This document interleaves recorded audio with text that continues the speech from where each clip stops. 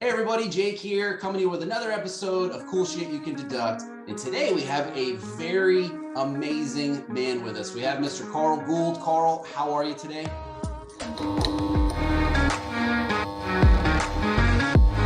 I'm doing really good, Jake. How you doing? Good to be here. Yeah, I'm great. Thank you so much. I was impressed. Like you're such a man on the move. I actually got you to sit still in one spot for a whole hour. Is like, I'm honored. I couldn't believe it. That's how important this podcast was to me, that I'll plant myself for a full 60 minutes. I love it. I love it. Not for just unprecedented, only for cool shit you can deduct. So that's great. So Carl, you're like a worldwide leading authority on business and entrepreneurship. You're a best-selling author.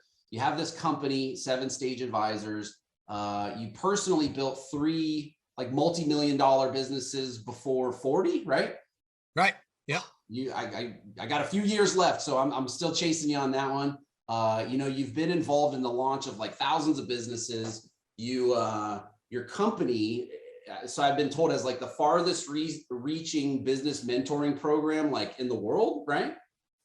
Yeah, at the time we created it, yeah, it was the farthest reaching. We were in almost 68 countries at the time. Yeah.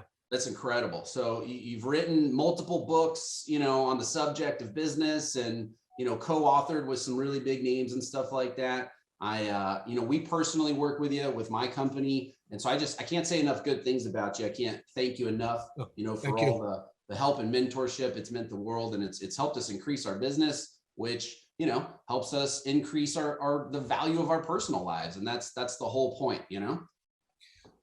Yeah, you can have a lot more impact in the world. They say money can't buy happiness, right? And yeah, someone's got to choose to be happy. But if you're serving more customers, you're driving more value, you can have more impact. And that's just the truth of the matter. So absolutely. And it took me a while to wrap my head around that personally, if I'm being honest. It's as our organization grows, there's days where if I had hair, I'd want to pull it out, right? But I sit back sometimes and I'm like, man, we provide jobs for like 30 people at this point. Like, that's absolutely insane. And this is their, for a lot of them, their livelihood, and it's just the better I get. I still have a lot of work to do, right? But the better I get as a leader, and the more I grow as an entrepreneur and as a business person, it's like the more you're giving back, you're to the community, right, and to all these things. I love that, Yeah, look, that's 30 more people that get to buy a house. That's 30 more people that get to send their kids to college. That's 30 more people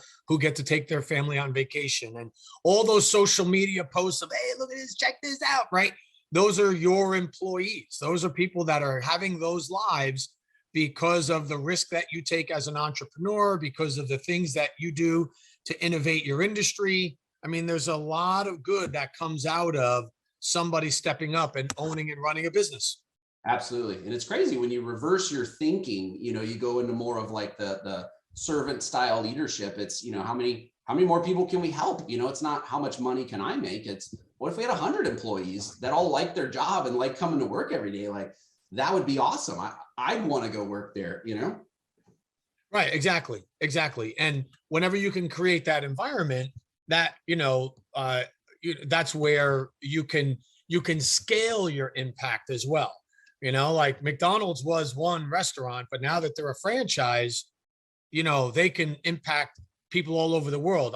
When I watched that movie, The Founder, they said that McDonald's feeds 1% of the world's population every day. That's crazy. I mean, say what you want, whether you like the food, don't like the food, whatever. But man, they are feeding 1% of the world's population every day. That's pretty impressive. I've never heard that statistic. That's crazy to think about. So, yeah, right. I mean, think about that. Think about any business that serves 1% of the population doing anything. Yeah, I bet there's probably not another one that could actually say that. So that's a very interesting statistic. Yeah, I mean, what is there? How many billions of people? So they feed 50 million. I mean, it's 500 million or something, some crazy amount. They feed a whole country every single day. Every day. That's crazy. That's remarkable.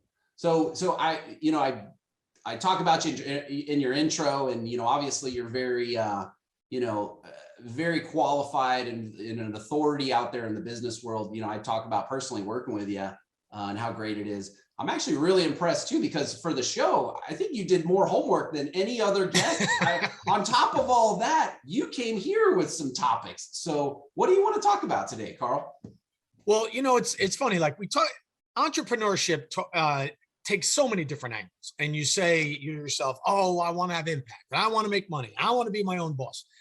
But, given your topic, cool shit you could deduct, there's a whole world out there. What a lot of people don't realize is that the financial and tax law was written to the benefit of the business owner, right? Absolutely. And what a lot of people don't realize is that as business owners, we get to live a pre-tax life, not a post-tax life. If you think about it, if you work, because I've had jobs and I've also owned businesses. And if you have a job and you get paid $100, you're going to take home about 70 to 80 of those dollars. Yep. Right? The various state and federal and sometimes city taxes are taken out. And, that's when someone told me a long time ago, all the idealists are idealists until they get their first job and they see how much money the government takes out of their paycheck. Like, and then we all become capitalists really quickly, like as soon as you start paying taxes, it's a whole new world, right?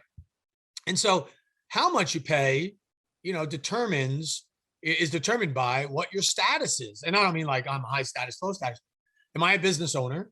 Or do I work for somebody else? And so once I learned, the beauty of business ownership and what it can do for you, I realized that you get to live a pre-tax life. So for example, the way that works is, in a business, if a client gives you $100, that $100 is not all eligible for tax yet. You deduct your business expenses first, and then whatever's left over is then eligible for tax, right? And so but if I work for somebody, the whole $100 is eligible for tax. And so there's a lot of nuances to the law that have been put in place forever to benefit the business owner. So for example, you buy a business and you say, okay, I got to set up my office, right? Don't go rent an office from somebody else.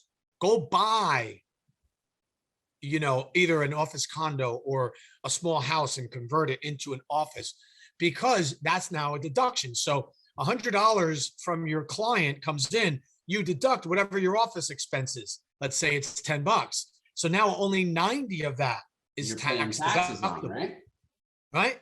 Right. So cool shit you could deduct is your office or a portion of your house, right? That's dedicated to your office. Not a lot of people know that. Home office, absolutely. Yeah. Let's say your house is 1,000 square feet and your office is 100 square feet. Well, you would know best as the accountant, but approximately 10% of everything to do with that house is now tax deductible, right? Absolutely. We can claim that, if you're saying, well, all right, that takes care of work. But the other thing you can do is, instead of buying a single family home to live in, buy a duplex. You now own one side, you rent the other side.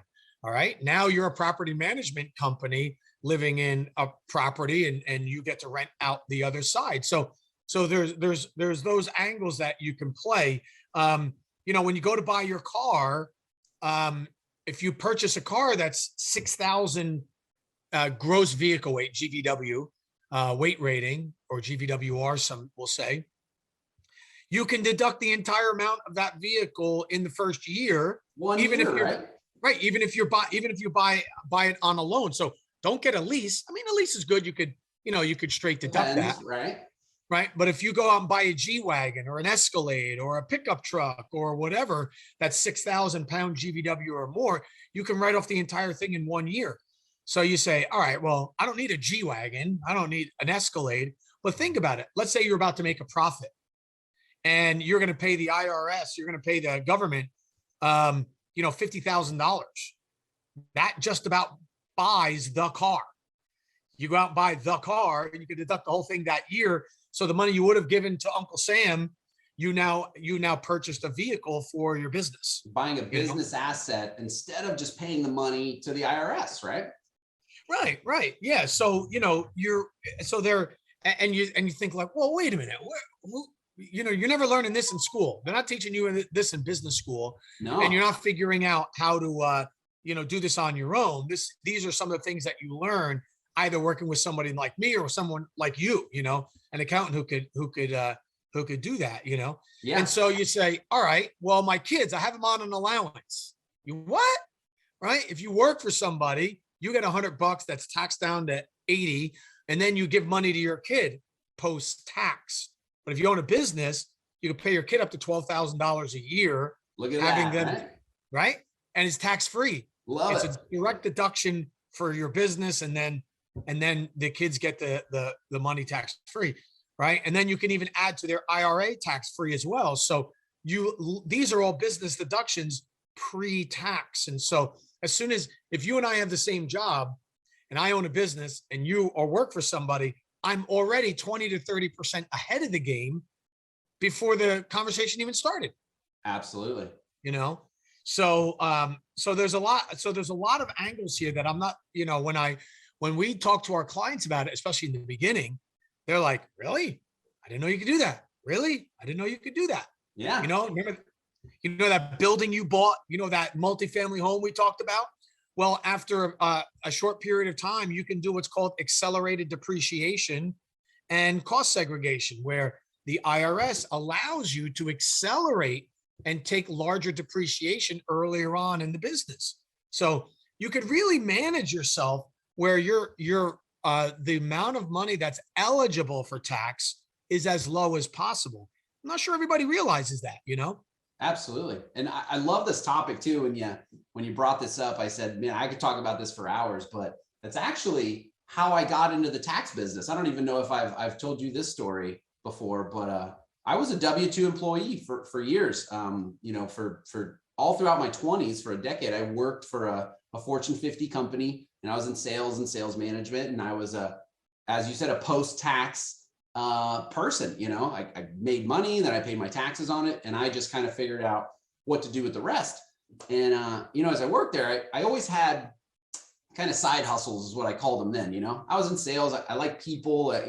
I like different things than just to stay busy. And so I had a number of them over the years, but then I did one, and it's kind of funny. Looking back, it was one of those like multi-level things where you sign your friends up, and then you want them to go sign their friends up, and all this kind of stuff. Sure, yeah.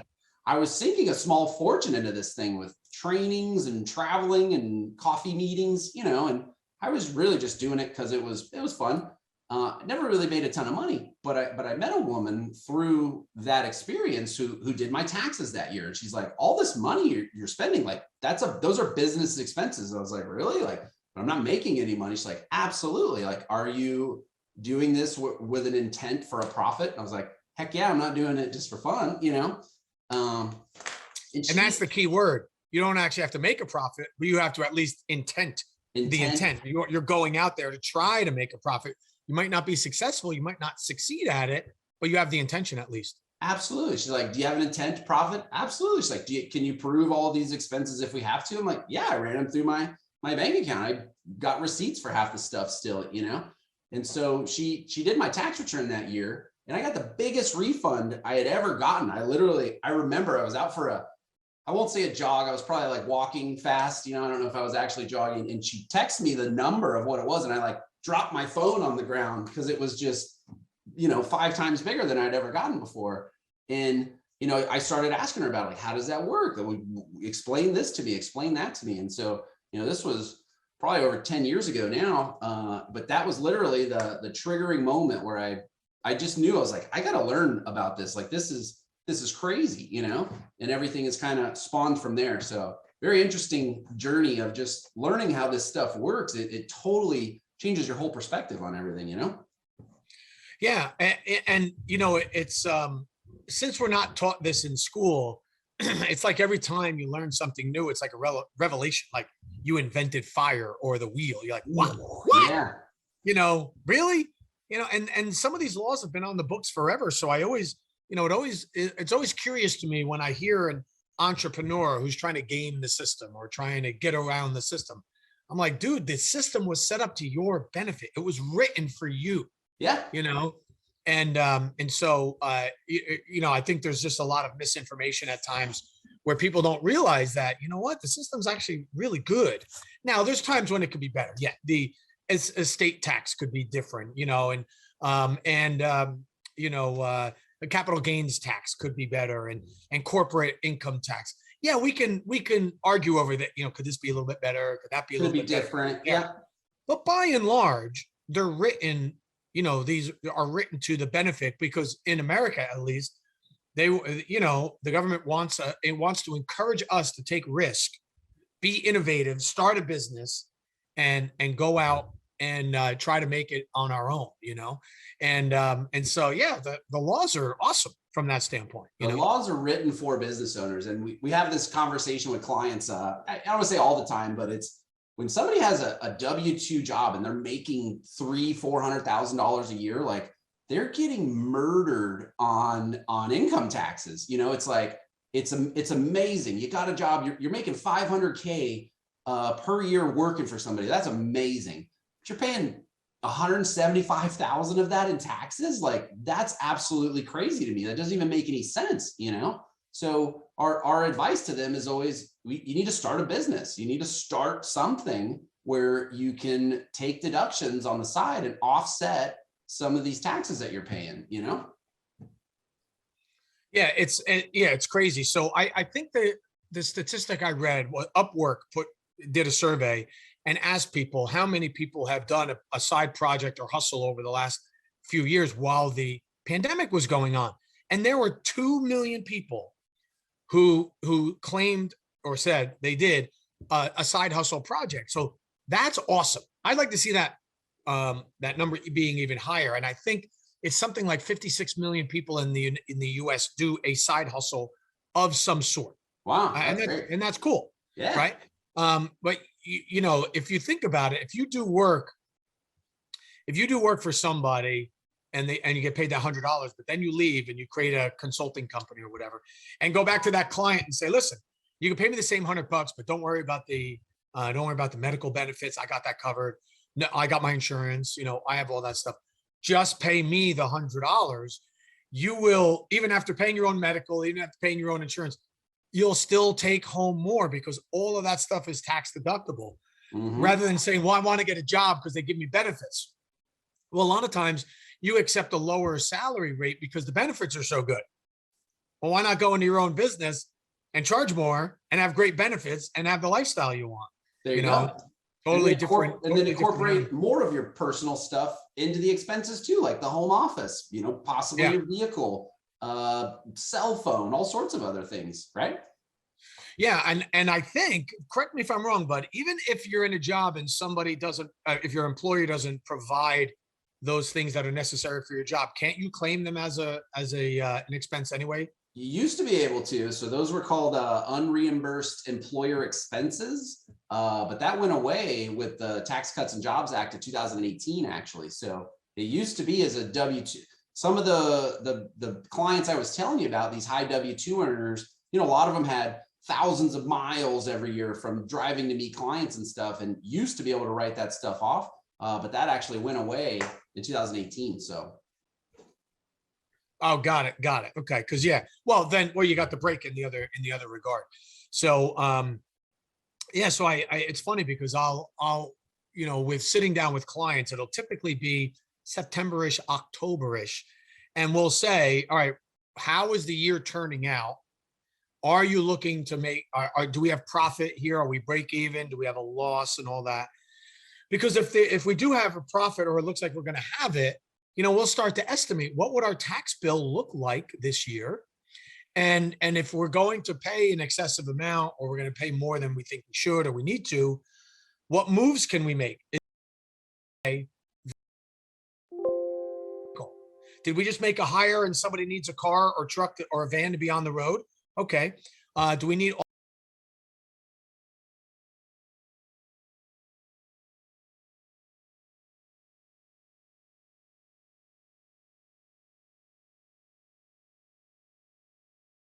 or truck or a van to be on the road? Okay. Do we need office equipment? Is it time to buy the building or move and see if we can, purchase some real estate? or, set up retirement plans or life insurance policies, all those sorts of things that have those benefits. So we'll start looking at those in the third quarter of whatever your either calendar or financial year is. So that way you're not paying an excessive amount to the government, and you're reinvesting back into the business. And look, even though, most entrepreneurs, most of their life is their business, right? So you say, well, okay, but that's a company car and I've got to be using it 51% of the time. All right, well, do you spend more than 51% of your time, when you're in your car at work? Like, well, yeah. All right, well, okay, well, there you go. You're not buying some excessive thing and then trying to claim it as business. You're buying something that you're using for business most of the time. Absolutely.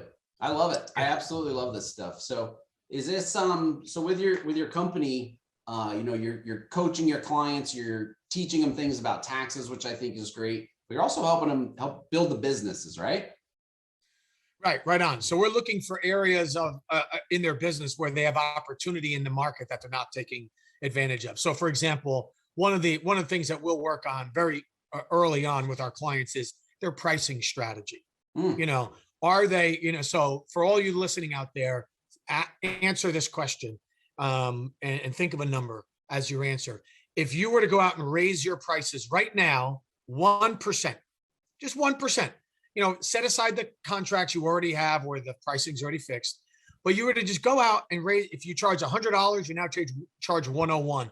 If you charge 3% commission, now you charge 3.03%, right?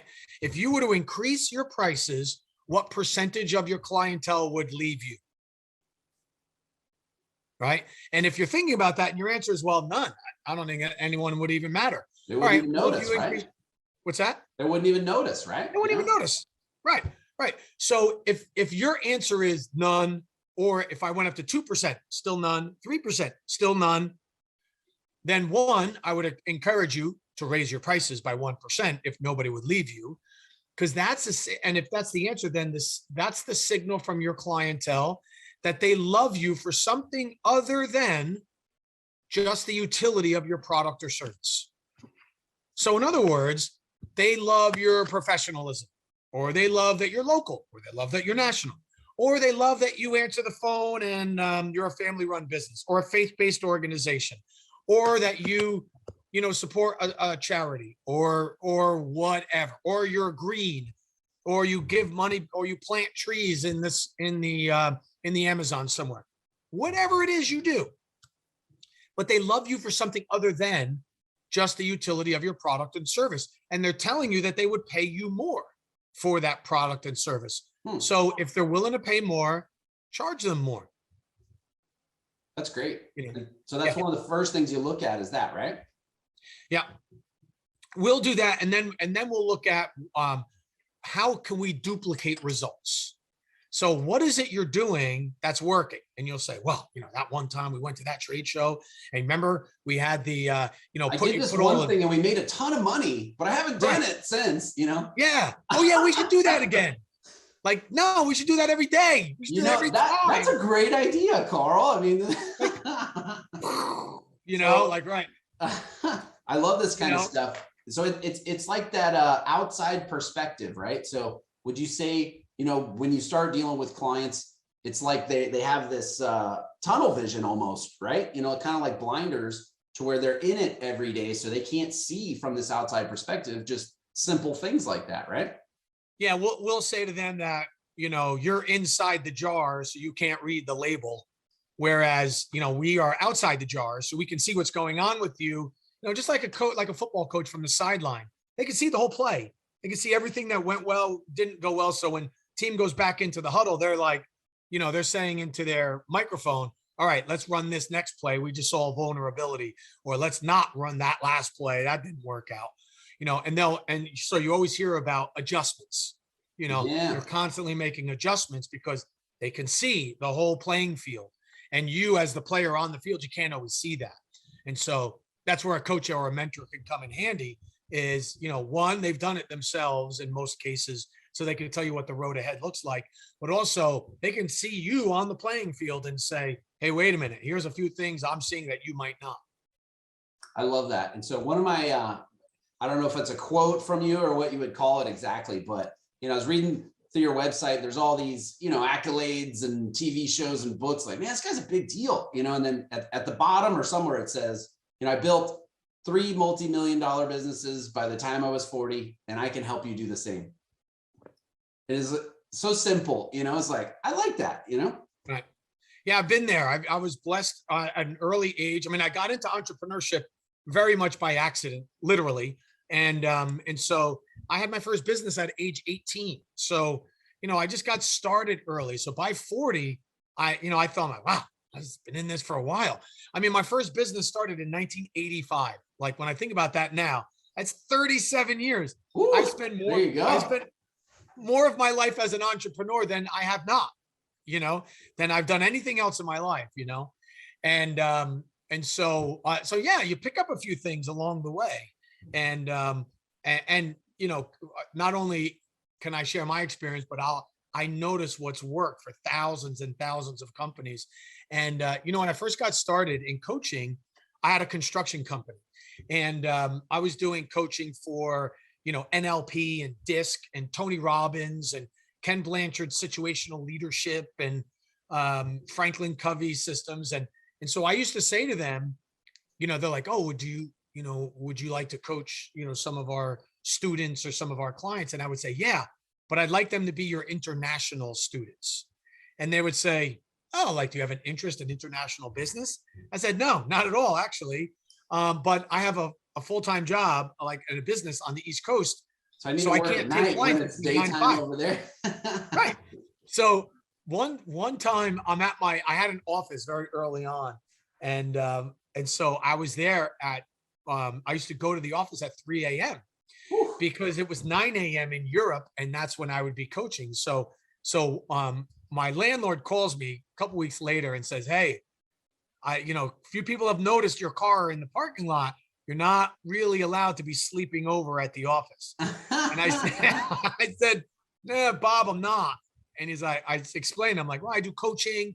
I'm on the phone with clients in Europe and South Africa. And he was like, oh, what's that? What's coach? And because back then no one knew what coaching was.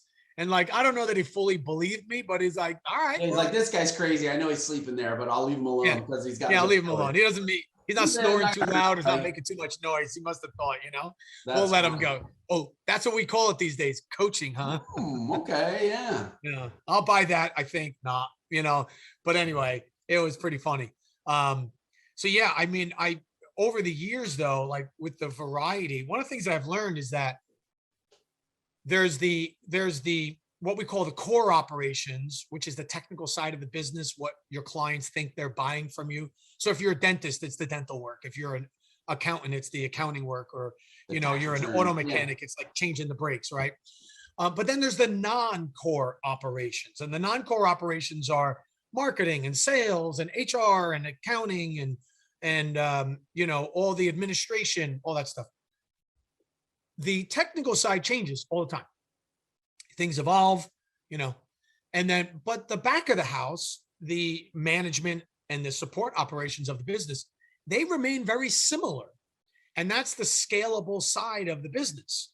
So I'll say to clients, they're like, well, what management technique should we utilize? Like, how should we build the management team? And I said, well, you've basically got 2 options.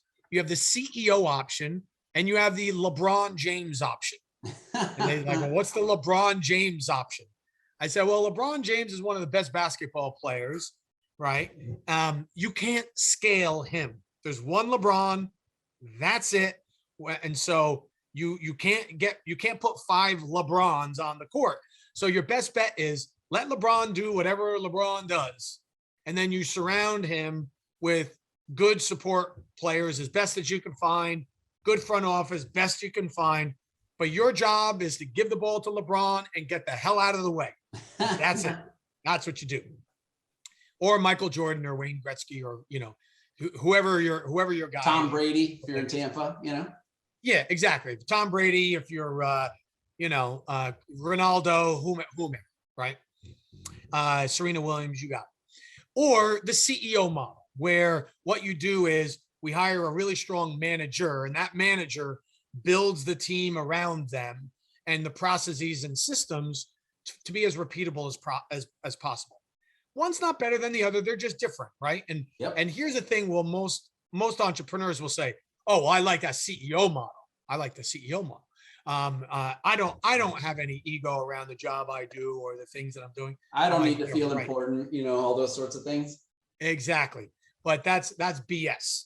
Right? Total BS, because LeBron James likes to play basketball, and a surgeon likes to be a surgeon, and an attorney likes to be an attorney, and a speaker likes to be a speaker, And so most people don't, or a woodworker likes to be a woodworker. And a lot of people just don't acknowledge that they actually like the work that they do. But if you took away the other parts of the business that they don't like to do, like the paperwork and the filing and the HR and all that stuff, they would actually really enjoy their business. They like the industry they're in. They just don't like the business they own. They like the work that they're doing, but not necessarily the ancillary part that you don't think about when you start a business, right? Right. Right, exactly. So they just got so good at their job that a business was a necessity to surround them with. And so that's where some of the challenges come in, because most entrepreneurs are very reluctant managers. They don't like to do it. They'd rather not. Who could blame them? I didn't get into coaching so I could do my billing on a Saturday morning. Yeah. I really want to do billing, but I got to get into coaching to get closer to that billing job I've always wanted. You got to have clients to bill, right? Right. But you get good enough at it, and you have enough clients and enough bills to send out. You say, oh, I either have to continue to do this, or I've got to start hiring and training people that can do this job so I can get back to what I love to do. Yeah. And so we'll take those two approaches, and we will say over and over, like to our clients, we'll say, listen, it's really okay. And we'll have to give them example after example of people that use the LeBron James model, because in small business, that's really the preferred model. Yeah. Well, most people don't want to admit that. They're like, oh, no. I wouldn't do that. No. Yeah. Right. Think about it. Like, how many times have you said to me, I love to sell, I love the M&A? That's the LeBron James model. I'll do that. Turn me loose on that, and just make sure I don't have to get sucked into the weeds and the vortex of all the work that has to be done each day. Hire somebody for operations, hire somebody for implementation, make sure the billing gets taken care of. And yeah, I'll do a ton of that stuff, Right. And then I'll go out and do the stuff that I have a ton of fun doing, and that's when, because a lot of times people will come to us and say, oh, get me out of this thing. Just, I don't care. This sucks. Let's position the business for sale and let's sell it. And then we'll work on the business.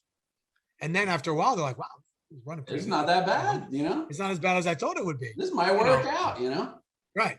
And so so for those of you listening out there, don't be shy about saying, I actually really like my job, and I like being a manager less.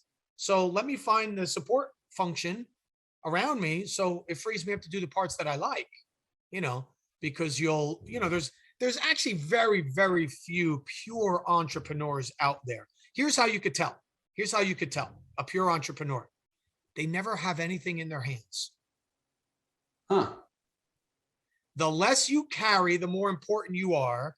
The more you carry, the less important you are, meaning the more of the job you have. Like Elon Musk, have you ever, and I mean ever, seen anything in his hands?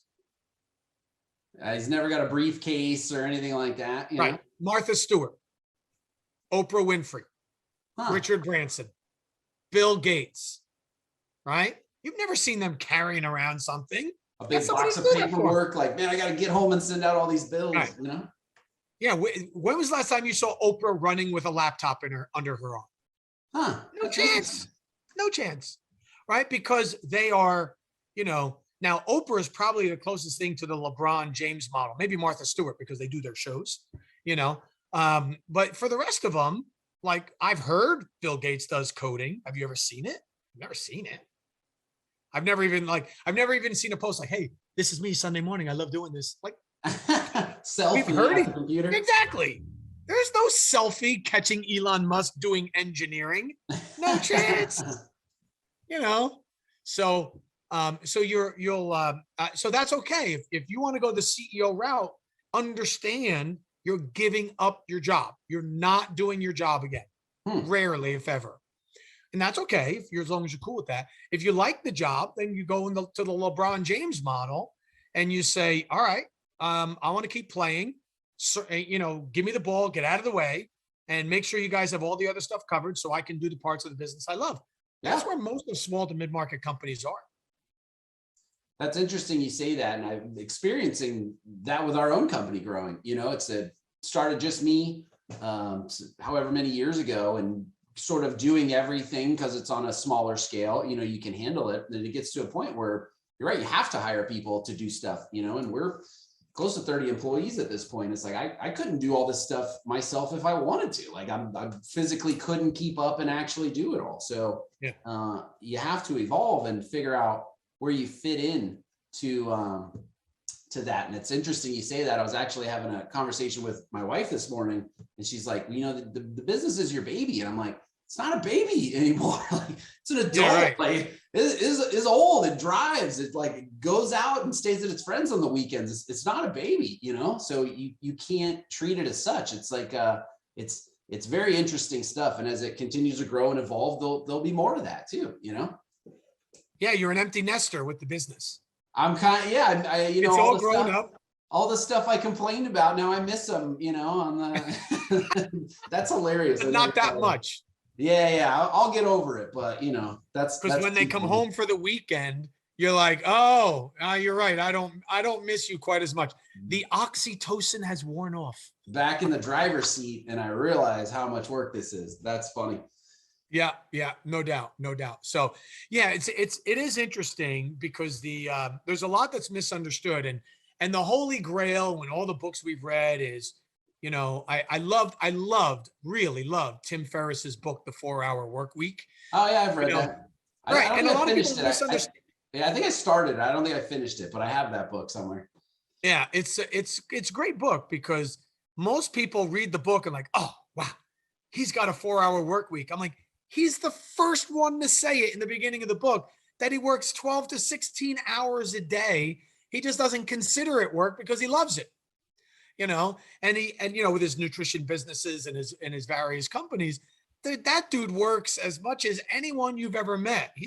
He's never had a 4-hour work morning, let alone work week, but the principles in the book were fantastic about how to use leverage and how to take mini vacations. And, so it was a misunderstood book that he said, if he called it work your tail off, work your ass off, it wouldn't have sold as much. Nobody would have bought it. Yeah.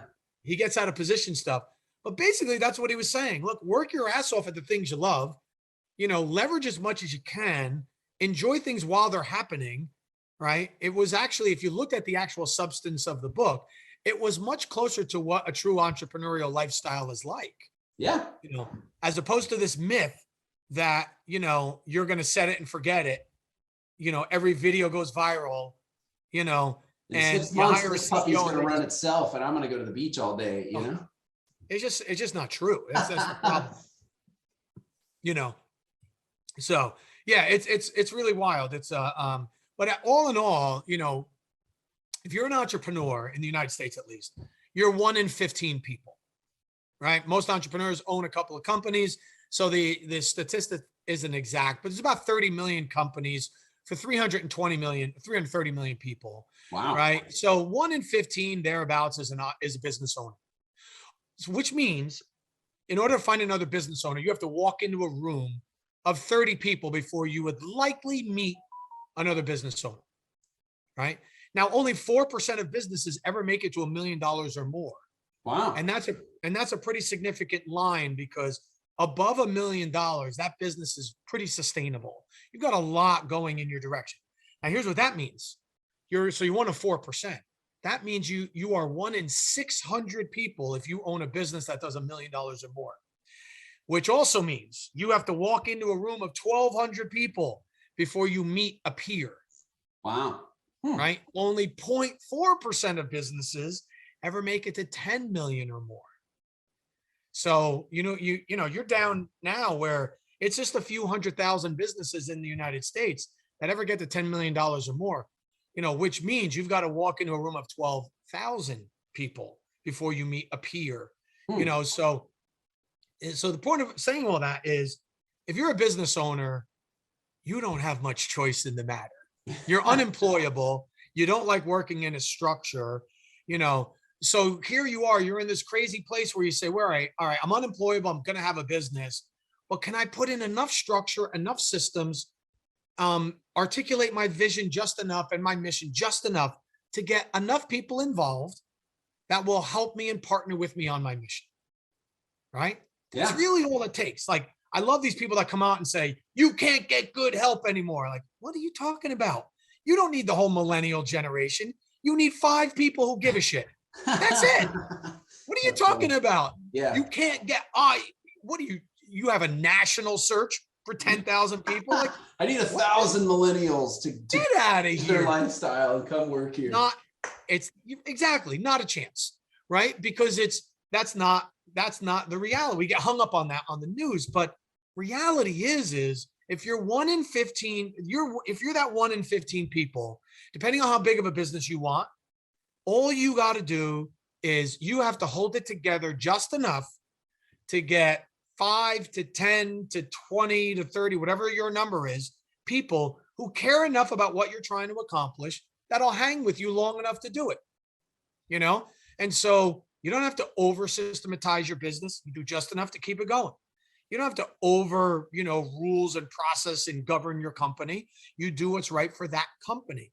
But you do have to get your head around the fact that you are building an assembly line. Every business is an assembly line. That's all it is. That's code for assembly line.